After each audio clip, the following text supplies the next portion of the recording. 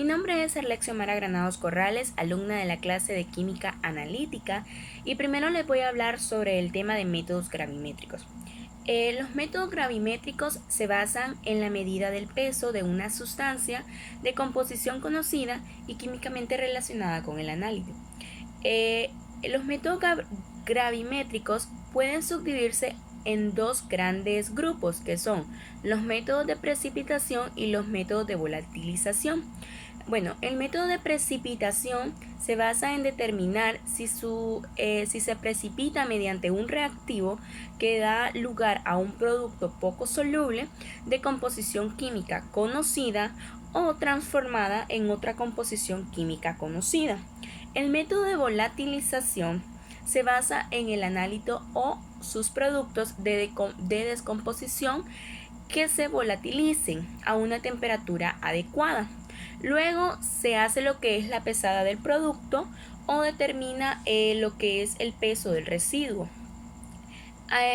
También se encuentran algunos requisitos fundamentales del método de precipitación. El componente deseado debe de ser precipitado cuantitativamente, es decir, que la cantidad de componente deseado que queda en una solución debe de ser una fracción despreciable que la cantidad total de ese componente.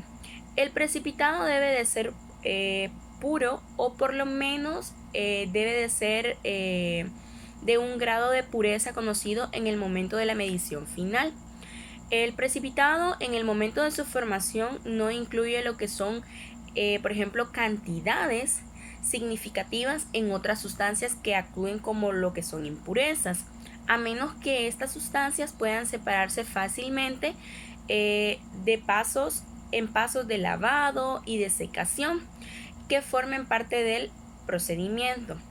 El precipitado debe de ser en forma física adecuada para su manejo, como por ejemplo, siempre es conveniente que el precipitado tenga lo que son partículas suficientemente grandes para poder ser retenidas por el medio usado para lo que es la filtración. También encontramos algunos factores de los métodos gravimétricos, que son la elección del compuesto que se ha de precipitar, selección del agente de precipitado adecuado, volumen y concentraciones de las soluciones de reactivos.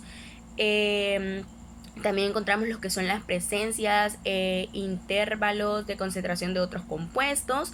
También encontramos lo que son elecciones de disolventes, encontramos lo que es la temperatura, el pH, la velocidad de adición de un reactivo precipitante. También encontramos lo que es tiempo y métodos de digestión y lavado. Todos estos factores se basan en los requisitos fundamentales de métodos de precipitación. También está lo que es la nucleación y crecimiento cristalino. La formación de un precipitado es un fenómeno físico al igual que químico, pues en ella interviene lo que es un proceso físico y un proceso químico. La reacción física consiste en general en dos procesos, que son la nucleación y el crecimiento cristalino. La nucleación se refiere, por ejemplo, al mínimo número de iones que se agrupan en lo que son pequeños racimos y es capaz de formar lo que es una nueva fase. El crecimiento cristalino se refiere a lo que es al depósito de nuevos iones sobre los núcleos formados. También está lo que es la nucleación espontánea y nucleación inducida. Es posible que en una solución sobresaturada se unan iones en un racimo bastante grande para formar lo que es un núcleo por el proceso de nucleación espontánea. Sin embargo, se dice que en la práctica es muy probable que la nucleación espontánea sea menos frecuente que la nucleación inducida, en el cual el arracimado inicial de iones es ayudado por la presencia en la solución de ciertos lugares que pueden atraer y retener iones.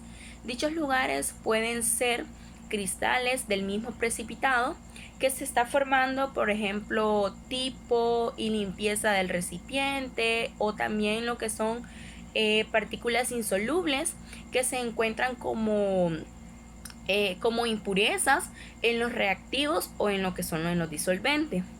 También está lo que es la completitud de precipitación. La completitud de precipitación de la especie deseada está determinada en general por la solubilidad de equilibrio de una sustancia bajo las condiciones existentes durante la filtración y lavado. Bueno, la solubilidad de equilibrio de un precipitado se influye por muchas condiciones experimentales. También está uno de los factores en el efecto ion común. La solubilidad del precipitado disminuye por la presencia de un ion común en exceso. Otro factor que influye es la presencia de un ion extraño que tiende a aumentar lo que es la solubilidad. La temperatura en general aumenta la solubilidad cuando también la temperatura aumenta. La solubilidad de equilibrio de un precipitado depende de la naturaleza del disolvente. Pureza de un precipitado. La sustancia deseada precipitada puede estar contaminada con una o varias sustancias, quizás también por su escasa solubilidad. Es posible que en realidad es casi inevitable, ¿verdad?, que una fase precipitada se contamine con sustancias procedentes de sus aguas madres, aun cuando las solubilidades de equilibrio de estas o otras sustancias no hayan sido sobrepasadas. Para comprender lo que es estos fenómenos es preciso revisar lo que son algunas propiedades del estado coloidal. Ahora les voy a hablar sobre el análisis volumétrico.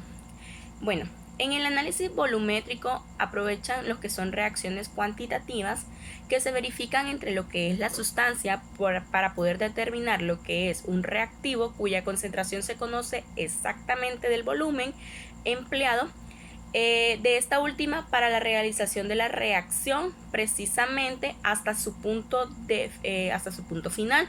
Se calcula lo que es la cantidad de sustancia que se pretende valorar.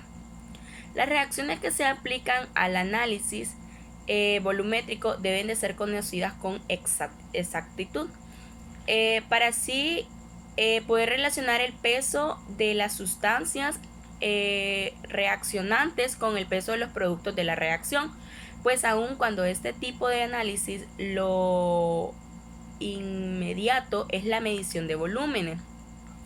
Dentro de esto también encontramos algunos fundamentos importante de la volumetría.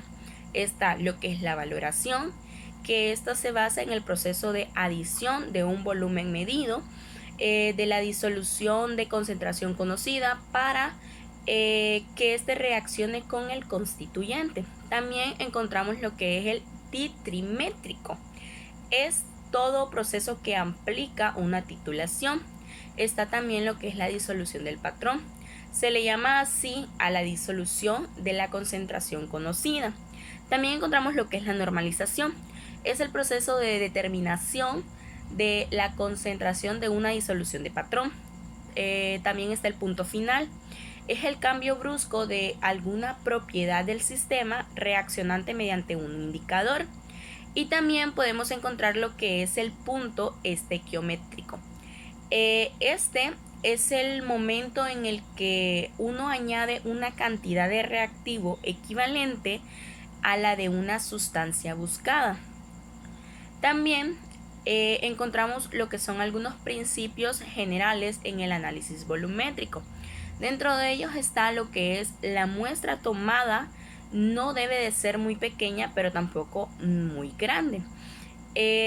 También el volumen consumido no debe de ser muy pequeño. Elegir la concentración del reactivo, efectuar la valoración hasta el punto final. Si es posible, debemos de efectuar determinantes en blanco. Efectuar cuando menos de 3 determinaciones. Debe de existir lo que es un indicador. Debe usarse materiales y aparatos de medida exacta.